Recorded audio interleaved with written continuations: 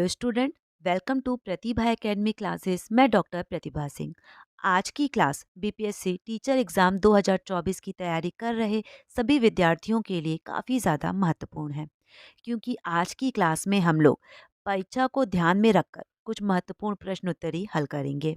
और जो भी स्टूडेंट इस क्लास को देख रहे हैं, आप लोग इस क्लास को सबसे पहले अपने दोस्तों के साथ शेयर ज़रूर कर दें और चैनल को सब्सक्राइब कर बेल आइकॉन प्रेस करना ना भूलें, जिससे आप सभी को आने वाले क्लास की अपडेट और नोटिफिकेशन मिलती रहे। और कमेंट बॉक्स में मैंने अपने टेलीग्राम चैनल का लिंक पिन कर दिया है, तो आप सब वहाँ पर भी मुझसे जुड़ सकते हैं। वहाँ पर आप सबको सबसे पहले क्लास की अपडेट देखने को मिल जाएगी। साथ ही साथ कई सारे पीडीएफ और नोट्स आप लोगों को मेरे टेलीग्राम चैनल पे देखने को मिलेगा। और जो भी स्टूडेंट बीपीएससी टीचर एग्ज़ाम की तैयारी कर रहे हैं, इस एग्ज़ाम में जो भी महत्वपूर्ण टॉपिक है, उन सभी टॉपिक को मैंने काफ़ी विस्तार पूर्वक पढ़ा दिया है। एक बार आप लोग प्लेलिस्ट को ज़रूर चेक कर लीजिएगा। प्लेलिस्ट का लिंक मैं कमेंट बॉक्स में पिन कर दूंगी। तो आइए हम लोग आज की क्लास को स्टार्ट करते हैं। और आज की क्लास में हम लोग परीक्षा के दृष्टिकोण से कुछ महत्वपूर्ण प्रश्नोत्तरी हल करेंगे। बेसिकली आज की क्लास प्रैक्टिस सेट पर आधारित है। जब मैंने अपनी लास्ट क्लास अपलोड की थी, उसमें मैंने आप लोगों को बोला था कि अब हम लोग लगातार प्रैक्टिस सेट को हल करेंगे। बट बीच में मेरी कुछ तबीयत खराब हो जाने के कारण मैं कंटिन्यू आप लोगों की क्लास नहीं ले पा रही थी। बट अब आप लोगों की लगातार मैं क्लास लूँगी। और जो भी स्टूडेंट इस क्लास को देख रहे हैं, आप लोग पेन और कॉपी साथ लेकर बैठिएगा। हर एक प्रश्न का आपको क्या सही उत्तर लगता है, इसे आप एक जगह नोट डाउन करते रहिएगा। और अंत में आप लोगों के कुल कितने प्रश्न सही हुए हैं, उसे आप लोग मुझे कमेंट करके ज़रूर बताइएगा। ठीक है, तो पहला प्रश्न देखिए। आचार शब्द किस भाषा में आकर हिंदी में प्रयुक्त हुआ? ठीक है, और काफ़ी इंपॉर्टेंट प्रश्न है, कई बार परीक्षाओं में पूछा जा चुका है। विकल्प को देखिए। विकल्प ए पुर्तगाली भाषा, विकल्प बी अरबी से, विकल्प सी फारसी से, विकल्प डी फ्रेंच से। ठीक है, तो प्रश्न संख्या एक का सही उत्तर होगा पुर्तगाली भाषा से अचार शब्द की उत्पत्ति हुई है। ठीक है, और कुछ चीज़ों को आप लोग नोट डाउन कर लीजिए, जैसे कि पुर्तगाली भाषा के अन्य कौन कौन से शब्द हैं जो परीक्षाओं में कई बार पूछे जाते हैं। तो पहले आप लोग लिखिए अनानास, आलपीन, अलमारी, तंबाकू, पपीता, चाबी, कमीज, कमरा, काजू, गमला, गोदाम, पिस्तौल और मेज। ये जो सारे शब्द हैं, ये पुर्तगाली शब्द हैं और कई बार परीक्षाओं में पूछा गया है। तो इसे आप लोग एक जगह नोट डाउन कर लीजिएगा। प्रश्न संख्या 2 देखिए। निम्नलिखित में से कौन तार सप्तक के कवि नहीं है? विकल्प ए सूर्यकांत त्रिपाठी निराला, विकल्प बी प्रभाकर माचवे, विकल्प सी गजानन माधव मुक्तिबोध, विकल्प डी अज्ञे। तो प्रश्न संख्या 2 का सही उत्तर होगा विकल्प ए सूर्यकांत त्रिपाठी निराला। जो निराला हैं वो तार सप्तक के कवियों में शामिल नहीं है। अब आपको ये जानना काफ़ी ज़रूरी है कि तार सप्तक के अंतर्गत कौन कौन से कवि आते हैं। ठीक है, तो आप लोग एक जगह नोट डाउन कर लीजिए। मैं नाम बता देती हूँ कि तार सप्तक के अंतर्गत कौन कौन से कवि आते हैं। पहला है अज्ञे, मुक्तिबोध, गिरजा कुमार माथुर, रामविलास शर्मा, प्रभाकर माचवे, नेमीचंद जैन, भरत भूषण अग्रवाल। ठीक है, ये जो कवि हैं ये तार सप्तक के अंतर्गत आते हैं। और तार सप्तक के अंतर्गत कौन कौन से कवि आते हैं, इसे मैंने काफ़ी विस्तार पूर्वक ट्रिक वाइज पढ़ाया है। तो जिन भी स्टूडेंट ने उस क्लास को नहीं देखा है, आप लोग एक बार जाके उस क्लास को ज़रूर देख लीजिए, क्योंकि तार सप्तक के कवियों से आप लोगों के एग्जाम में 1 से 2 प्रश्न तो ज़रूर ही पूछे जाएंगे। आगे देखते हैं। प्रश्न संख्या 3। निम्नलिखित में से कौन सा शब्द देशज है? विकल्प ए धरती, विकल्प बी पेड़, विकल्प सी पुस्तक, विकल्प डी आग। तो प्रश्न संख्या 3 का सही उत्तर होगा विकल्प बी पेड़।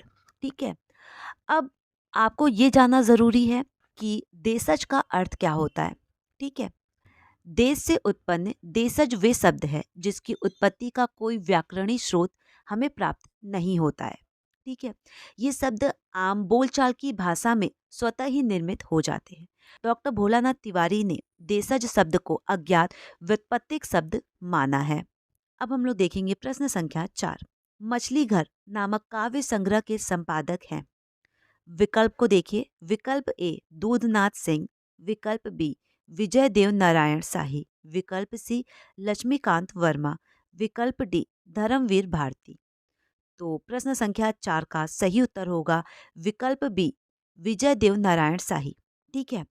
अब कुछ तथ्यों को आप ध्यान में रखिए। जैसे ये जो विजय देव नारायण शाही हैं, ये तीसरे तार सप्तक के चर्चित कवियों में शामिल है। ठीक है। और विजय देव नारायण शाही ये एक प्रयोगवादी कवि हैं। ठीक है। कौन से कवि है? प्रयोगवादी कवि हैं। इनकी अन्य काव्य संग्रह हैं जिसे आप नोट डाउन कर लीजिए। पहला है सखी, दूसरा है संवाद तुमसे, और ये दोनों रचनाएं कई बार पूछी जा चुकी हैं। ठीक है। आगे देखते हैं। प्रश्न संख्या 5 देखिए। निम्नलिखित में से कौन सा उपन्यास कमलेश्वर का नहीं है? विकल्प ए काली आंधी, विकल्प बी डाक बंगला, विकल्प सी चौखट, विकल्प डी कितने पाकिस्तान। तो प्रश्न संख्या 5 का सही उत्तर होगा विकल्प सी चौखट। चौखट रचना कमलेश्वर की नहीं है। और जो भी स्टूडेंट इस क्लास को देख रहे हैं, आप लोग मुझे कमेंट करके ज़रूर बताइएगा कि चौखट उपन्यास किसकी रचना है। ठीक है। बाकी काली आंधी, डाक बंगला और कितने पाकिस्तान, ये तीनों उपन्यास कमलेश्वर के हैं। और कितने पाकिस्तान उपन्यास कई बार परीक्षाओं में पूछा जा चुका है, तो इसे आप लोग स्पेशली ध्यान में रखिएगा। आगे देखते हैं। प्रश्न संख्या 6 निम्नलिखित में से परिमाण बोधक विशेषण है? विकल्प ए भूखे लोग, विकल्प बी सूखे पेड़, विकल्प सी सूनी धरती, विकल्प डी कम आमदनी। तो प्रश्न संख्या 6 का जो सही उत्तर होगा वो होगा विकल्प डी कम आमदनी। ठीक है। आगे देखिए। प्रश्न संख्या 7 देखिए। मैला आंचल में कौन सा पात्र हमेशा सुपारी चबाता है? और मैला आंचल बीपीएससी टीचर एग्जाम के पाठ्यक्रम में भी शामिल है।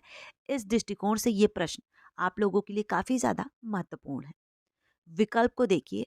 विकल्प ए डॉक्टर प्रशांत, विकल्प बी भगमान भगत, विकल्प सी कालीचरण, विकल्प डी बलदेव। तो प्रश्न संख्या 7 का सही उत्तर होगा भगमान भगत, जो कि हमेशा सुपारी चबाता रहता था। ठीक है। आगे देखिए। प्रश्न संख्या 8 मैला आंचल में किसका सफल चित्रण हुआ है? ठीक है। विकल्प को देखिए आप लोग।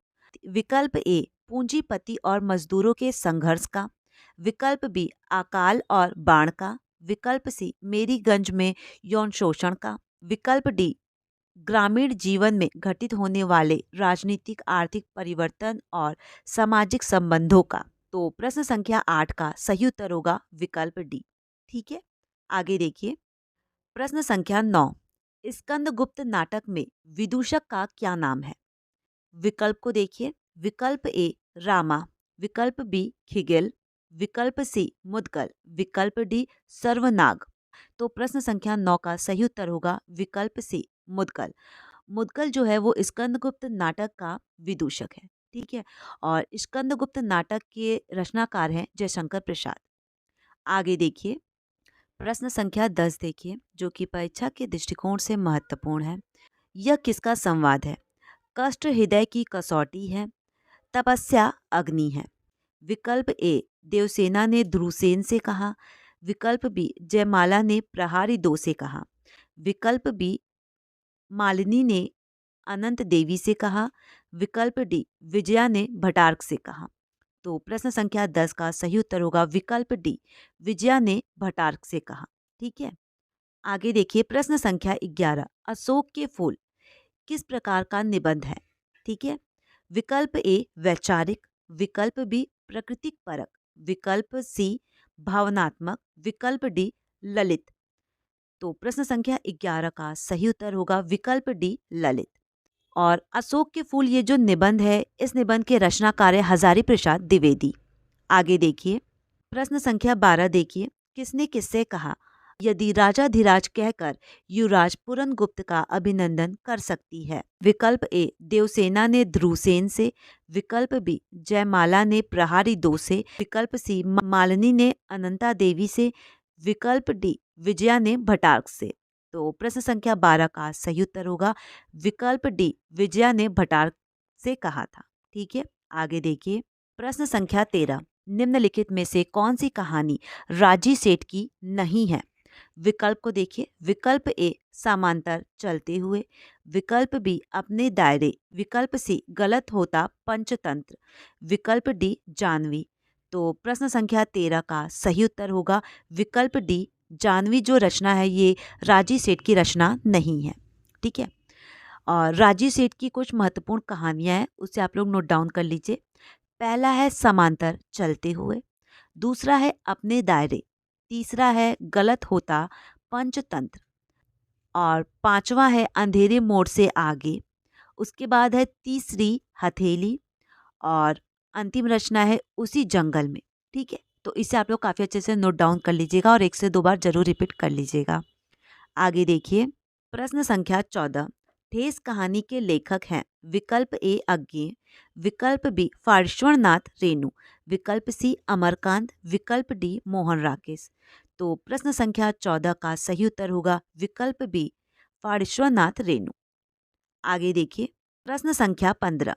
ब्रजभाषा है विकल्प ए पश्चिमी हिंदी, विकल्प बी बिहारी हिंदी, विकल्प सी पहाड़ी हिंदी, विकल्प डी पूर्वी हिंदी। तो प्रश्न संख्या 15 का सही उत्तर होगा विकल्प ए पश्चिमी हिंदी। ठीक है, आगे देखिए, प्रश्न संख्या 16। पंकज में कौन सा समास है? और काफी महत्वपूर्ण प्रश्न है, कई बार पूछा जा चुका है। विकल्प ए कर्मधारय, विकल्प बी दोगुन, विकल्प सी बहुव्रीहि समास, विकल्प डी द्वंद्व समास। तो प्रश्न संख्या 16 का सही उत्तर होगा विकल्प सी बहुव्रीहि समास। ठीक है, आगे देखिए, प्रश्न संख्या 17। ध्वनि किसकी लघुत्तम इकाई है? काफी महत्वपूर्ण प्रश्न है। विकल्प ए शब्द, विकल्प बी भाषा, विकल्प सी वर्ण, विकल्प डी अक्षर। तो प्रश्न संख्या 17 का सही उत्तर होगा विकल्प बी भाषा। आगे देखिए, प्रश्न संख्या 18 देखिए, क कौन सा व्यंजन है? विकल्प ए तालव्य, विकल्प बी दंत्य, विकल्प सी मूर्धन्य, विकल्प डी कंठ। तो प्रश्न संख्या 18 का सही उत्तर होगा विकल्प डी कंठ। ठीक है, आगे देखिए, ये प्रश्न संख्या 19। तीसरी कसम फिल्म किस लेखक की कहानी पर बनाई गई थी? और ये प्रश्न बिहार एसटेट की परीक्षा में भी पूछा जा चुका है, तो इस प्रश्न को आप लोग स्पेशली ध्यान में रखिएगा। विकल्प ए मुंशी प्रेमचंद, विकल्प बी फारिश्वरनाथ रेणु। आगे देखिए, विकल्प सी चंद्रधर शर्मा गुलेरी, विकल्प डी जैनेन्द्र कुमार। ठीक है, तो प्रश्न संख्या 19 का सही उत्तर होगा फारिश्वरनाथ रेणु। ठीक है, तीसरी कसम फिल्म जो है ये फारिश्वरनाथ रेणु की तीसरी कसम उर्फ मारे गए गुलफाम, जो कि इसका दूसरा नाम है, इस कहानी के ऊपर बनाई गई फिल्म है। रेणु जी की अन्य कहानियां जो परीक्षा में कई बार पूछी जाती है, उसे आप लोग नोट डाउन कर लीजिए। पहला है रसप्रिया, दूसरा है ठुमरी, तीसरा है अग्निखोर, चौथा है आदिम रात्रि की महक। और इन चारों रचनाओं में से ठुमरी और अग्निखोर ये दोनों रचनाएं कई बार पूछी जा चुकी हैं, तो आप ध्यान में रखिएगा। आगे देखते हैं, प्रश्न संख्या 20। प्रेमचंद की अंतिम कहानी थी विकल्प ए ईदगाह, विकल्प बी कफन, विकल्प सी ठाकुर का कुआं, विकल्प डी बड़े घर की बेटी। तो प्रश्न संख्या 20 का सही उत्तर होगा विकल्प बी कफन। प्रेमचंद की अंतिम कहानी जो कफन है, इसका प्रकाशन वर्ष है 1936 ईस्वी। ठीक है, प्रेमचंद वास्तव में एक महान उपन्यासकार और कहानीकार हैं। उनकी प्रमुख कहानियां हैं जिसे आप लोग नोट डाउन कर सकते हैं। मैं आप लोगों को बता देती हूँ, क्योंकि परीक्षाओं में प्रेमचंद की कहानियों से कई सारे प्रश्न पूछे जाते हैं। तो पहला आप लोग नोट डाउन कीजिए ईदगाह, दूसरा है ठाकुर का कुआं, तीसरा है बड़े घर की बेटी, चौथा है शतरंज के खिलाड़ी, पांचवा है नमक का दरोगा, और छठवीं रचना है दो बैलों की कथा, और सातवीं रचना है पूस की रात। और इस कहानी को मैंने काफ़ी विस्तारपूर्वक पढ़ाया है, तो आप लोग एक बार पूस की रात कहानी और कफन कहानी को काफ़ी अच्छे से देख लीजिएगा। ठीक है, आगे देखते हैं। और ये क्लास आप लोगों को कैसा लग रहा है, आप लोग मुझे कमेंट करके ज़रूर बताइएगा, क्योंकि इस क्लास में मैंने जितनी भी प्रश्नोत्तरी शामिल की है, ये सारी प्रश्नोत्तरी परीक्षा के दृष्टिकोण से काफ़ी ज़्यादा महत्वपूर्ण है। और ये सारे प्रश्न विगत वर्ष की कई सारी परीक्षाओं में कई बार पूछे जा चुके हैं। ठीक है, तो आइए हम लोग देखते हैं प्रश्न संख्या 21। निम्नलिखित वर्णों में से कौन सा मूर्धन्य है? विकल्प ए च, विकल्प बी ज, विकल्प सी ट, विकल्प डी झ। तो प्रश्न संख्या 21 का सही उत्तर होगा विकल्प सी ट। ठीक है, आगे देखिए। प्रश्न संख्या 22, हत्या नामक कहानी के लेखक हैं विकल्प ए अज्ञे, विकल्प बी जैनेन्द्र कुमार, विकल्प सी मुक्तिबोध, विकल्प डी प्रेमचंद। तो प्रश्न संख्या 22 का सही उत्तर होगा विकल्प बी जैनेन्द्र कुमार। और जो जैनेन्द्र हैं वो प्रेमचंद युग के प्रमुख कथाकारों में शामिल है, इसे भी आप लोग ध्यान में रखिएगा। आगे देखिए। प्रश्न संख्या 23, प्रेमचंद उर्दू में किस नाम से लिखते थे? काफी महत्वपूर्ण प्रश्न है। विकल्प ए धनपत राय, विकल्प बी नवाब राय, विकल्प सी गणपत राय, विकल्प डी इनमें से कोई नहीं। तो प्रश्न संख्या 23 का सही उत्तर होगा विकल्प बी नवाब राय। प्रेमचंद उर्दू में नवाब राय के नाम से रचना किया करते थे। हिंदी साहित्य में कथा सम्राट कहे जाने वाले तथा उपन्यास विधा के प्रवर्तक मुंशी प्रेमचंद प्रारंभ में उर्दू में नवाब राय के नाम से अपना लेखन कार्य किया करते थे। इस बात को आप लोग ध्यान में रखिएगा। आगे देखते हैं। प्रश्न संख्या 24 देखिए, जो कि आप लोगों की परीक्षा के दृष्टिकोण से भी महत्वपूर्ण है।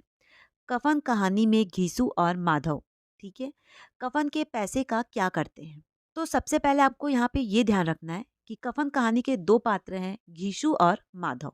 ठीक है, अब विकल्प को देखिए। विकल्प ए पूड़ी खरीद कर खाते हैं, विकल्प बी बोतल भर शराब पीते हैं, विकल्प सी इनमें से कोई काम नहीं करते हैं, विकल्प डी उपयुक्त दोनों काम करते हैं। तो प्रश्न संख्या 24 का सही उत्तर होगा विकल्प डी उपयुक्त दोनों काम करते हैं, यानी पूड़ी भी खरीद कर खाते हैं और बोतल भर शराब भी पीते हैं। ठीक है, कफन कहानी प्रेमचंद द्वारा लिखी गई अंतिम कहानी है, जिसमें माधव और घिशु नामक दो पात्र हैं जो कफन के पैसे से कफन ना खरीद कर पूरी सब्जी खरीद कर खाते हैं और शराब पी जाते हैं। ठीक, प्रश्न संख्या 25 देखिए, जो कि इस क्लास का अंतिम प्रश्न है। निम्नलिखित में से कौन सा वर्ण महाप्राण है? विकल्प ए क, विकल्प बी ख, विकल्प सी ग, विकल्प डी ड। तो प्रश्न संख्या 25 का सही उत्तर होगा विकल्प बी ख। ठीक है, तो इस प्रकार परीक्षा के दृष्टिकोण से जो महत्वपूर्ण प्रश्न थे वो मैंने आप लोगों को करवा दिया है। और जो भी स्टूडेंट इस क्लास को देख रहे हैं, आप लोग मुझे कमेंट करके ज़रूर बताइएगा कि 25 प्रश्नों में से आप लोगों के कुल कितने प्रश्न सही हुए हैं और ये क्लास आप लोगों को कैसा लगा। आप लोग अपनी प्रतिक्रिया ज़रूर दीजिएगा और इस क्लास को अपने दोस्तों के साथ शेयर करना, चैनल को सब्सक्राइब कर बेल आइकन प्रेस करना ना भूलें, जिससे आप सभी को आने वाले क्लास की अपडेट और नोटिफिकेशन देखने को मिलती रहे। और अब आप लोगों की कंटिन्यू क्लास चलेगी, जिसमें हम लोग सिर्फ और सिर्फ प्रैक्टिस सेट ही हल करेंगे। और जो भी स्टूडेंट इस क्लास को पहली बार देख रहे हैं वो चैनल को सब्सक्राइब कर बेल आइकन प्रेस करना ना भूलें, जिससे आप सभी को आने वाले क्लास की अपडेट और नोटिफिकेशन मिलती रहे। और इस क्लास को आप लोग अपने दोस्तों के साथ ज़रूर शेयर कर दीजिएगा। कमेंट बॉक्स में मैंने अपने टेलीग्राम चैनल का लिंक पिन कर दिया है, तो वहाँ पर आप लोग मुझसे जुड़ सकते हैं। वहाँ पर आप सबको कई सारे PDF नोट्स और सबसे पहले क्लास की अपडेट देखने को मिल जाएगी। किसी भी प्रकार का कोई भी डाउट होता है तो आप लोग मुझे कमेंट कर सकते हैं, या फिर कमेंट बॉक्स में मैंने अपने इंस्टाग्राम और फेसबुक का लिंक पिन कर दिया है, तो वहाँ पर आप लोग मुझे डायरेक्ट मैसेज कर सकते हैं। Thank you.